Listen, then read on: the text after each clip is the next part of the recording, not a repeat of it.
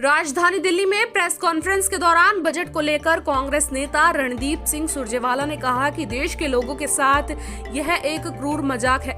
गरीब की मदद के लिए बजट में एक भी शब्द नहीं है।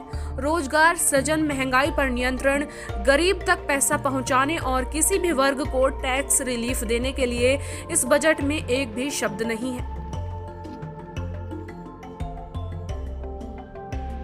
रणदीप सुरजेवाला ने कहा कि सरकार ने बताया कि करोड़ों नौकरियां चली गई, 60 लाख छोटे उद्योग खत्म हो गए, 84% घरों की आय टूट गई, प्रति व्यक्ति आय 1,08,000 से कम होकर 1,07,000 हो गई, प्रति व्यक्ति खर्च 62,000 से कम होकर 59,000 पर रह गया। उन्होंने कहा कि 4 करोड़ 60 लाख लोग गरीब रेखा के नीचे धकेल दिए गए। पढ़ने वाले बच्चों का, खास तौर पर ग्रामीण इलाकों में बच्चों का भविष्य अंधकार में चला गया। ये बजट पूंजीवादी है, ये पूंजीवादी बजट है।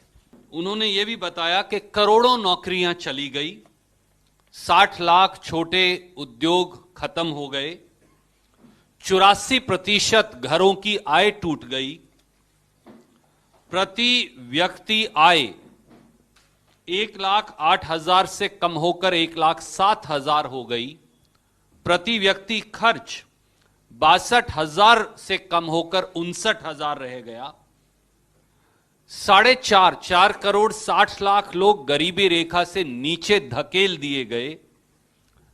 पढ़ने वाले बच्चों का, खासतौर से गरीब और ग्रामीण अंचल में, उनका भविष्य अंधकार में चला गया। जिस प्रकार से मैल न्यूट्रिशन में देश 116 मुल्कों की सूची में 101 नंबर पर पहुंच गया।